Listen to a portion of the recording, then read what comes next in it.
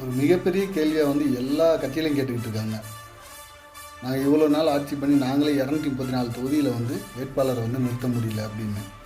ஆனால் நம்ம தளபதி 234 தொகுதியிலையும் நாங்கள் போட்டியிடுவோம் அப்படின்னு சொல்லியிருக்காரு.